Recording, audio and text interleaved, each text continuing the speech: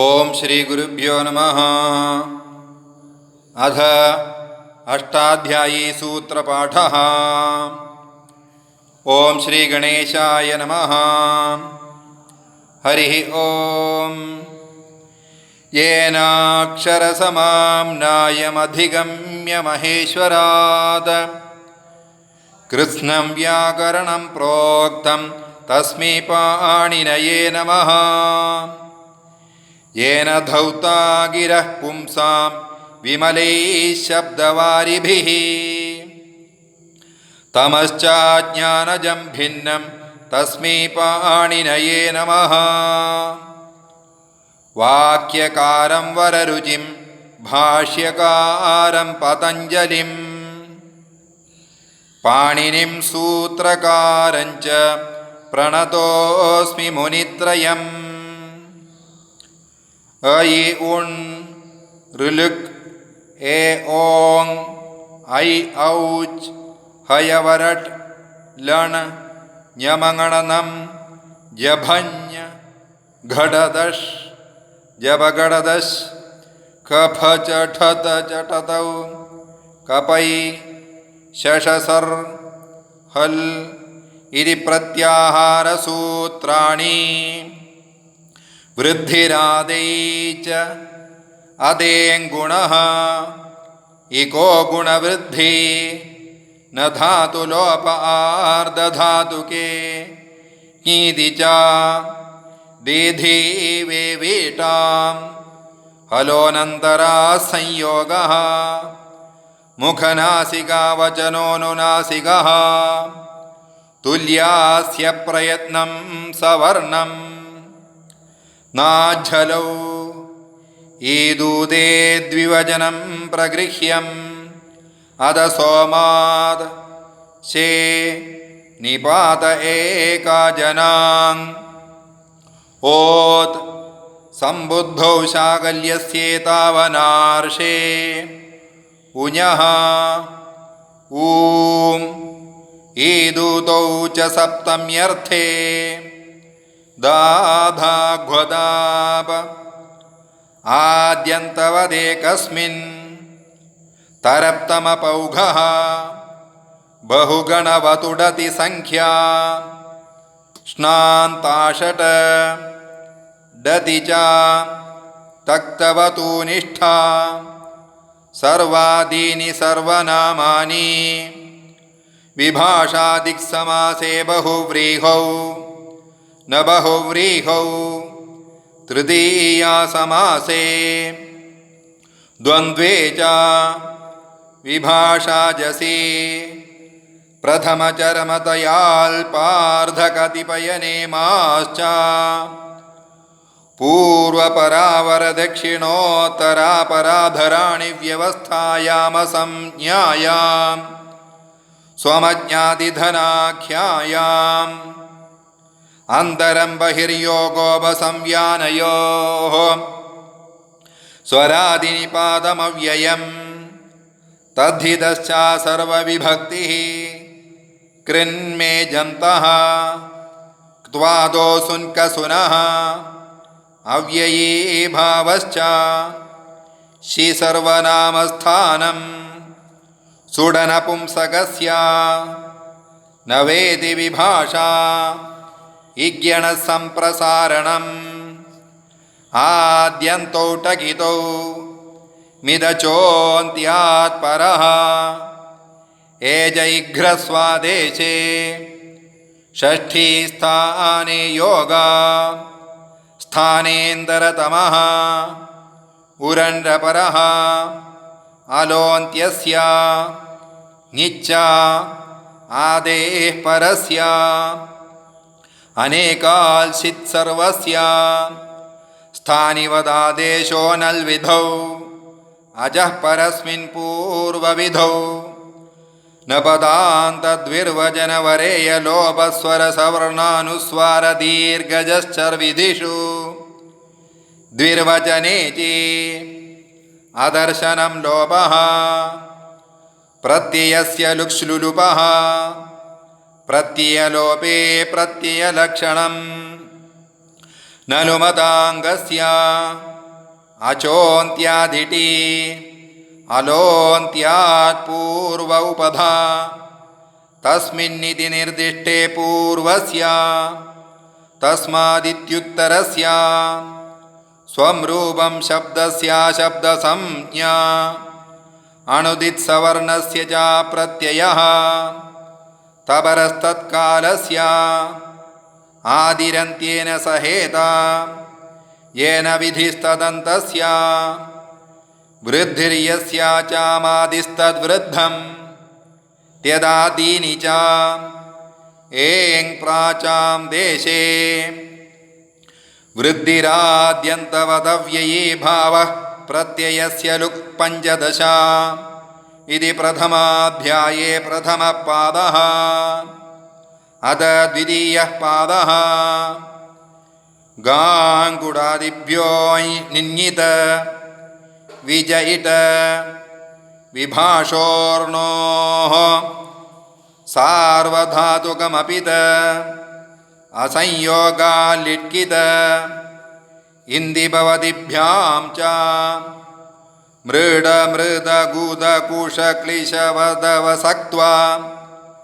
रुदविदमुषग्रहि स्वपि प्रच्छसंश्च इको जल हलन्ताच्च लिंसि च वादात्मनेपदेषु लिंसि च वात्मनेपदेषु उश्च वागमः हनसि च यमो गन्धने विभाषोपयमने स्थाग्वोरिच्च नक्त्वा सेट् निष्ठाशीं स्विदिमिदिक्ष्विदिधृषः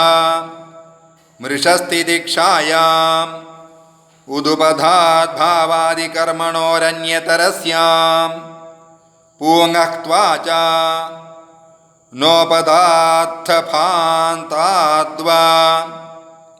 पैञ्चिलिञ्चृतश्च त्रिशिमृषिकृषेः काश्यपस्य रलोव्युपदाद्धलादेः संश्च ऊकालोज्झ्रस्वदीर्घप्लुदः अचश्च उच्चैरुदात्तः नीचैरनुदात्तः समाहारस्वरितः तस्यादित उदात्तमर्धह्रस्वम् एकश्रुतिदूरात् सम्बुद्धौ यज्ञकर्मण्य जपन्यूङ्खसामसु उच्चैस्तरां वावषट्कारः विभाषाच्छन्दसि न सुब्रह्मण्यायां स्वरितस्य तूदात्तः देवब्रह्मणोरनुदात्तः स्वरिता संहितायामनुदात्तानाम् उदात्तस्वरितपरस्य सन्नतरः अपृक्त एकाल् प्रत्ययः तत्पुरुषः समानाधिकरणः कर्मधारयः प्रथमा निर्दिष्टं समास उपसर्जनम् एकविभक्ति च पूर्वनिपाते अर्थवदधातुरप्रत्ययः प्रातिपदिकम् कृत्तद्धितसमासाश्च ह्रस्व नपुंसके प्रातिपदिकस्य गोस्त्रियोरुपसर्जनस्य लुप्तद्धितलुकी इद्गोण्याः लुबियुक्तवद्व्यक्तिवचने विशेषणानां च जातेः तदशिष्यं संज्ञाप्रमाणत्वात् लुब्योगाप्रख्यानात् योगप्रमाणे च तदभावे दर्शनं स्यात्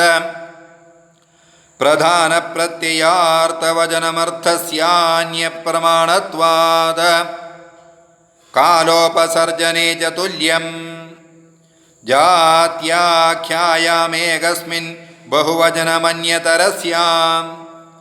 अस्मदोद्वयोश्च फल्गुनी प्रोष्ठपदानां च नक्षत्रे छन्दसि पुनर्वस्वरेकवचनं विशाखयोश्च तिष्य पुनर्वस्वोर्नक्षत्रद्वन्द्वे बहुवचनस्य विवचनं नित्यं सरूपाणामेकशेष एकविभक्तौ वृद्धो यूना तल्लक्षणश्चेदेव विशेषः स्त्री पुंवच्च पुमान् स्त्रिया भ्रातृपुत्रौ स्वसृदुहितृभ्याम्य भ्रातृपुत्रौ स्वसृदुहितृभ्यां नपुंसकमनुपंसके नैकवच्चास्यान्यतरस्यां नपुंसकमनपुंसके नैकवच्चास्यान्यतरस्यां पिता मात्रा श्वशुरश्वश्रुवा त्यदादीनि सर्वैर्नित्यं ग्राम्यपशुसङ्गेष्वतरुणेषु स्त्री गाङ्गुडाद्युदुपदाद पृक्तश्छन्दसि पुनर्वस्वस्त्रयोदश इति प्रथमाध्याये द्वितीयः पादः। अथ तृतीयः पादः भूवादयो धातवः उपदेशे जनुनासिक इद हलन्त्यं न विभक्तौ तुस्माः आदिर्ञिटुडवः शः प्रत्ययस्य चुटु लशक्वतद्धिते तस्य लोपः यदा संख्यमनुदेशः समानां स्वरितेनाधिकारः अनुदात्तङिद आत्मनेपदं भावकर्मणोः कर्तयिकर्मव्यतिहारे न कति हिंसार्थेभ्यः इतरेतरान्योन्योपपदाच्च नेर्विशः परिव्यवेभ्य क्रियः उपराभ्याञ्जेः आङोदो नास्य विहरणे क्रीडोऽनुसम्परिभ्यश्च समवप्रविभ्यस्तः प्रकाशनस्तेयाख्ययोश्च उदोनूर्ध्वकर्मणि उपान्मन्त्रकरणे अकर्मकाच्च उद्विभ्यां तपः आङोयमहनः समोगमृच्छि प्रच्छि स्वरत्यर्थिश्रुविदिभ्यः समोगमृच्छि प्रच्छि स्वरत्यर्थिश्रुविदिभ्यः निसमुपविभ्यो ह्वः स्पर्धायामाङः गन्धनावक्षेपणसेवनसाहसिक्यप्रतियत्न प्रकथनोपयोगेषु कृञः अधे प्रसहने वे शब्दकर्मणः अकर्मकाच्च सम्माननोत्सञ्जनाचार्यकरणज्ञान विगणनव्ययेषु नियः कर्तृस्थे च शरीरे कर्मणि वृत्तिसर्गतायनेषु क्रमः उपपराभ्याम् आङ उद्गमने वे पादविहरणे प्रोपाभ्यां समर्थाभ्याम् अनुपसर्गाद्वा अपन्नवेज्ञः अकर्मकाच्च सम्प्रतिभ्यामनाध्याने भासनोपसम्भाषाज्ञान यत्नविमत्युपमन्त्रणेषु वदः व्यक्तवाजां समुच्चारणे अनोरकर्मकाद विभाषा विप्रलापे अवाद्ग्रहः समप्रतिज्ञाने अवाद्ग्रह समप्रतिज्ञाने उदश्चर सकर्मकाद उदश्चर सकर्मकाद समस्तृतीया युक्ताद दानश्च साजे चतुर्थ्यर्थे अवाद्ग्रह समप्रतिज्ञाने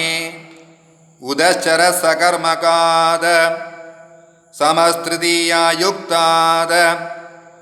दानश्च साचे चतुर्थ्यर्थे उपाद्यमस्वकरणे ज्ञाश्रुस्मृदृशां सनः नानोर्ज्ञः प्रत्याङ्भ्यां श्रुवः सदेशितः म्रियतेर्लुङ्लिङ्गोश्च पूर्ववत्सनः आङ् प्रत्ययवत्कृञोऽनु प्रयोगस्य प्रोपाभ्यां युजेरयज्ञपात्रेषु समः क्ष्णुवः भुजो नवने नेरणौ यत्कर्मणौ चेत् सकर्तानाध्याने भीष्म्योर्हेतुभये घृतिवञ्चो प्रलम्भने लियस्सम्माननशालिनीकरणयोश्च मिथ्योपपदात् कृञोऽभ्यासे सोरिदैदकर्तृभिप्राये क्रियाफले अपाद्वदः नीचश्च समुदाङ्भ्यो यमो ग्रन्थे अनुपसर्गाज्ञः विभाषोपपदेन प्रदीयमाने शेषात् कर्तरि परस्मैपदम् अनुपराभ्यां कृञः अभिप्रत्यदिभ्यः क्षिपः प्राद्वः परेर्मृषः व्याङ्परिभ्यो रमः उपाच्च विभाषाकर्मकात् बुधयुधनशजने पृद्रुश्रुभ्योणेः निगरणजलनार्थेभ्यश्च अनावकर्मकाच्चित्तवत्कर्तृकात् न पादम्यान्यमान्यस परिमुहरुचि नृतिवदवसः न पादम्यान्यमान्यस परिमुह रुचिनृतिवदवसः वाक्यशः द्विभ्यो लुङि वृद्भ्यस्य सनोः लुटिजकृपः भूवादय क्रीडोनुवे पादम्रियते प्राद्वहस्त्रयोदश इति प्रथमाध्याये तृतीयः पादः अथ चतुर्थपादः आकडारादेका संज्ञा विप्रतिषेधे परं कार्यं यो स्त्रियाख्यो नदी नेयङुवंस्थानावस्त्रे वामी निधिह्रस्वश्च शेषोऽज्ञसखी पदिः समास एव षष्ठीयुक्तश्छन्दसि वा ह्रस्वं लघु संयोगे गुरु दीर्घञ्च यस्मात् प्रत्ययविधिस्तदादिप्रत्ययेऽङ्गं सुप्तिङन्दं पदं नह्ये सितिजा स्वादिष्व सर्वनामस्थाने यचिभं तसोमत्वर्थे अयस्मयादीनि छन्दसि बहुषु बहुवचनं द्व्येकयोर्द्विवचनैकवचने कारके ध्रुवमपाये पादानं भीत्रार्थानां भयहेतुः पराजेरसोढः वारणार्थानामीप्सितः अन्तर्धौ येन दर्शनमिच्छति आख्यातोपयोगे जनिकर्तुः प्रकृतिः भुवप्रभवः कर्मणायमभिप्रैति संप्रदानं कर्मणायमभिप्रैति संप्रदानं रुच्यर्थानां प्रीयमाणः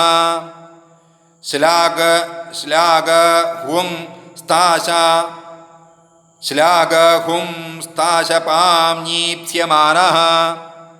दारेदुत्तमर्णः स्पृहेरीप्सितः क्रुधद्रुहेर्ष्यासूयार्थानां यं प्रतिकोपः क्रुधद्रुहोरुपसृष्टयो कर्म रादीक्ष्योर्यस्य विप्रश्नः प्रत्याङ्भ्यां श्रुवः पूर्वस्य कर्ता अनुप्रतिगृणश्च साधकतमं करणं दिवः कर्म च परिक्रयणे सम्प्रदानमन्यतरस्याम् आधारोऽधिकरणम् अधिशींस्थासां कर्म अभिनिविशश्च उपान्वद्यां वसः कर्तुरीप्सिततमं कर्म तथा युक्तं चानीप्सितम् अकथितं च गतिबुद्धिप्रत्यवसानार्थशब्दकर्मा कर्मकाणामणिकर्तासनौ हृक्रोरन्यतरस्यां स्वतन्त्रकर्ता तत्प्रयोजको हेतुश्च प्राग्रीश्वरान्निपाताः चादयो सत्त्वे प्रादयः उपसर्गाः क्रियायोगे गतिश्च ऊर्यादिच्विडाचश्च अनुकरणं चानिधि परम् आदरानादरयोः सदसति भूषणेलम् अन्तरपरिग्रहे कणे मनसि श्रद्धा प्रतिघाते पुरोव्ययम् अस्तञ्च अच्छगत्यर्थवदेषु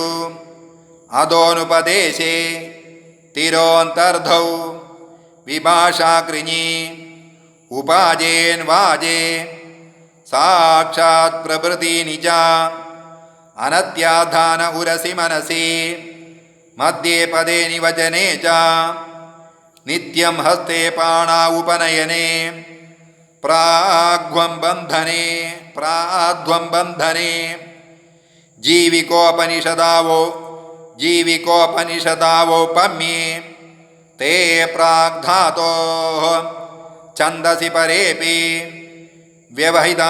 व्यवहिताश्च कर्म प्रवचनीयाः अनुर्लक्षणे तृतीयार्थे हीने उपोधिके च अपपरिवर्जने आङ्मर्यादावचने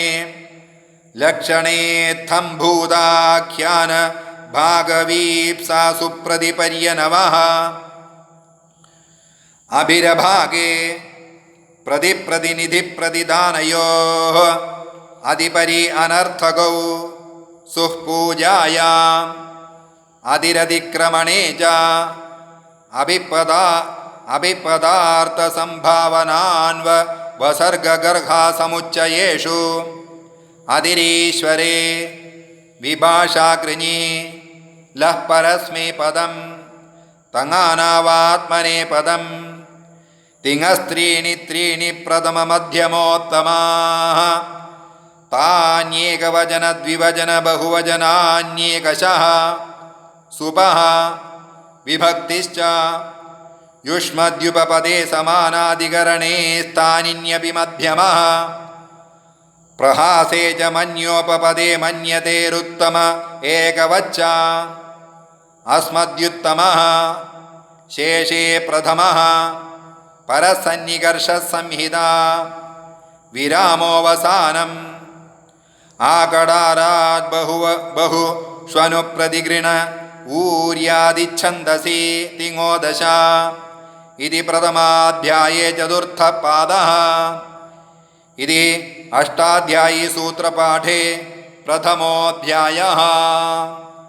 ओम।